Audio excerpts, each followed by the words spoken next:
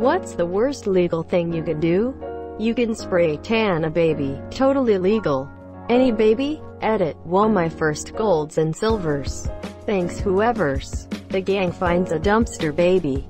Baha, imagine that you pick up your kiddo from childcare and suddenly it looks 20 shades darker. Develop a wonderful loving relationship with someone for a majority of your life. Kids, pets, trust, everything included. One day, tell them all you never loved them. It was all a game you were playing for the last 20 years. Divorce your partner and leave with the stash of cash you've been putting away for the last 20 years. Moving to a new country never to see them again. I see we had the same dad. Murder someone in that one corner of Yellowstone National Park. PvP-enabled zone. Wait, what? There's a part of Yellowstone that's technically outside the populated judicial area of any state. So there's no one to form a jury from, monsieur. That doesn't mean it's legal. However, it just means they can't technically hold a trial. I imagine they'd patch it up quick if it ever became relevant. Edit. Apparently there's been at least one incident where it did come up and they just handed it off to a nearby court. Bake cookies but with chewing gum in them, monsieur. Ugh, my teeth feel weird just reading this. Chewy cookie lovers will be tested with the ultimate chewy cookie. Someone wasted money to put a silver on this. Why? Recruit people to join Scientology. Or an ML, monsieur. Those poor people just don't get it, even as they lose money. Actually, I'm in multi-level marketing. I make a lot of money. I can show you how you can too. If you join my 69-step program. Sue your poor ex-spouse for child custody so repeatedly that you drain their finances and can't fight it anymore. Isn't there a point where the court has to decide that you can't sue again anymore? No, a lot of legal battles are won this way. Basically, they do it continuous until the other person can't afford to pay lawyer fees and default and lose. Edit. Congress can do something similar to this if a bill is about to be passed. It's called a filibuster and literally all they have to do is talk. Doesn't matter about what, just talk. Giving out someone's number or email for spa, monsieur. That's actually illegal in the European Union. Edit. People complaining about Europe not being a uniform country. There. Fixed it. Happy? Oh fuck. I constantly put the spam numbers into the home refinancing websites. Shit. Have kids you don't want. Thanks, Dad. The act of cannibalism itself is legal in most nations. It's just getting the meat that is usually illegal. Edit. To add to this, I've considered the aspects of cooking human meat a little deeper, and come up with this. You're all very dark. Lol. I love it. Human meat is very close to pork. So lightly seasoned and glazed with something sweet like honey, plum sauce, applesauce or maple syrup. You would have to cook it very well, and make sure to properly sear it, and cook it relatively quickly as human meat is around 7% fat. So quite lean for red meat. Since human skin is quite thin, you could easily make crackling with it. So that would be something to watch out for. The legs especially would make for good long cooking techniques, with the thighs being good for a quick roast and the calves being better for braising or stewing. The muscles of the back could make good grilling, with the lumbar multifidus being somewhat akin to filet mignon. The arms, in general, would be good for general-purpose meats, along with the abdominals, though the latter would need to be cooked far longer. The shoulders would be particularly fatty cuts, prime for stewing or braising. As for the glutes, being some of the most used muscles in the body, they would be ideal for barbecue or making jerky with, and desecrating the corpse. So if you had permission from the family, or in the deceased will, it said you could eat somebody. Time to forge some signatures. Woohoo! Also, would you rather get arrested for desecrating a grave to eat the human inside, or for forgery? Edit. Okay, just to make it clear, this was a joke post. I will not actually eat anybody, unless it was a matter of life and death and the person died of semi-natural causes, like poisoning or something. By that I mean eating a poisonous fruit. Not like somebody killed him with poison. A parent keeping their kid from the other parent when there's no good reason to, and leveraging the courts to do it. Yeps. My stepson is now 18 and living with us for the last 3 months. His mother screwed him up so badly. She would scream at anyone who would even partly listen that my husband was abusive while offering zero proof. We are trying to slowly build a future for Hi Monsieur. Luckily it's bitten her hard. He wants nothing to do with her at all. Meanwhile we are pushing him hard to get his own place, GED, and enrolling in college classes. It will take a long time, but at least it's getting better and he can see what a screw up his mom really is. Have a child. Never bring him out in public. Only take photos of him beside a mocked-up meteor crash. Let him find the pics when he's 13. That's what the Kents did to Superman. It's just a coincidence he turned out to have superpowers. There was a guy a while back who took a photo of a 13-year-old girl's skirt.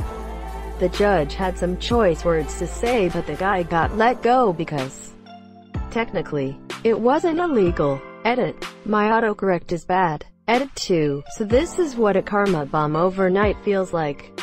Doesn't that violate child pornography laws though?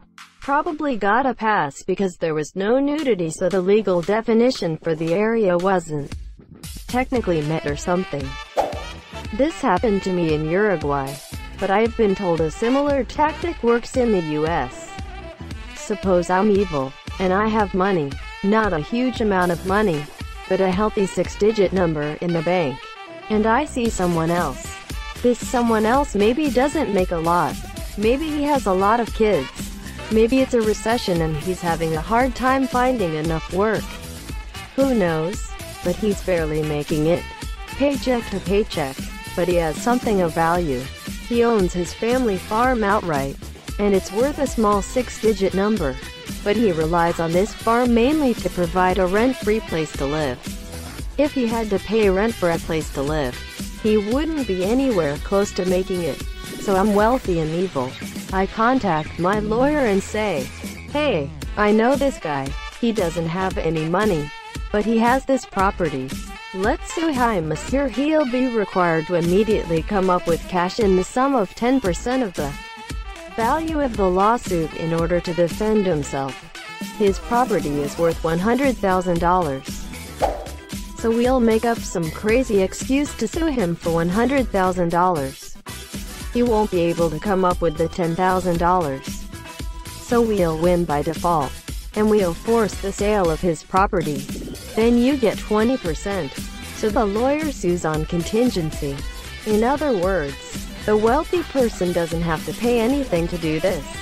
In order to improve the odds, I bribe, convince a judge to include non-standard language in the official notification of the law suit.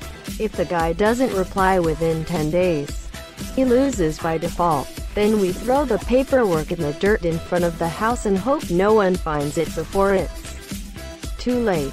I was the poor guy. The legal documents sat in the mud in front of our house for a week before anyone saw it. I managed to come up with the $10,000 and file a response the day before the 10-day deadline.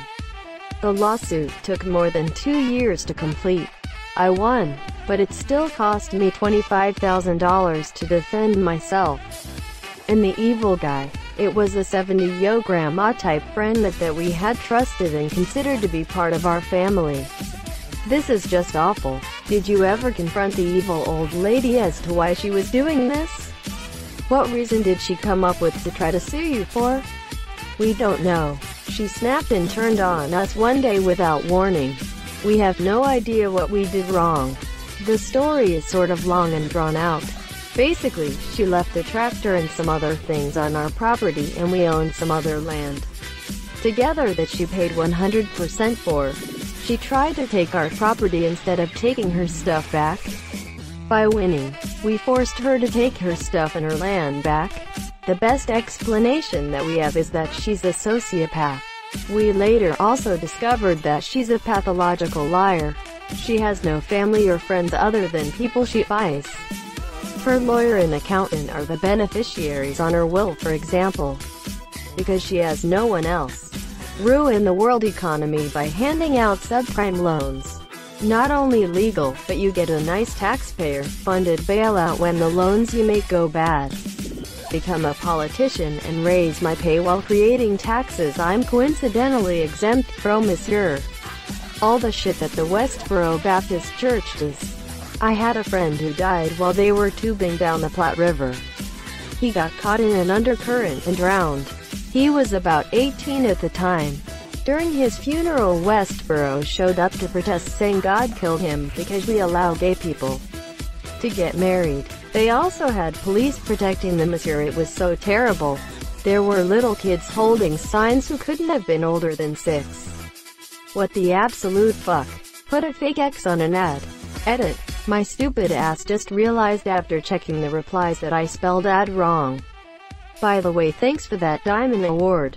Fire all your employees and move your business to East Asia so you can essentially use slave labor. Happened here in Missouri. But they shut down and moved the jobs for half the pay and no union when they took the 100-year-old business to Florida. Listening to music and/or talking on the phone with volume up in public with no headphones. In a quiet waiting room. Standing idly and filming people who desperately need help, instead of helping. Like those kids that filmed and laughed as a disabled guy drowned and died. You can leak the names, addresses, email addresses, social security numbers, driver's license numbers, and payment card details of nearly half of all Americans, and more than half of all American adults, and then settle for about $5 per person. Hold Equifax accountable. Yo, put your dog down because it's inconvenient. I know a woman who had a perfectly fine Yorkie put down because she was moving and didn't want to deal with a dog during the transition. Then she immediately buys a Maltipoo puppy upon arrival at the new destination. Now she's moved again and has a new dog, but no longer posts about the Maltipoo. I suspect the worst. And it's a shame because we would have gladly taken him if she didn't want to move with hi monsieur. What the fuck? Just casual psychopathy. Edit. Lol at the degenerates getting upset about this comment. Thank you so much for watching and have a good day.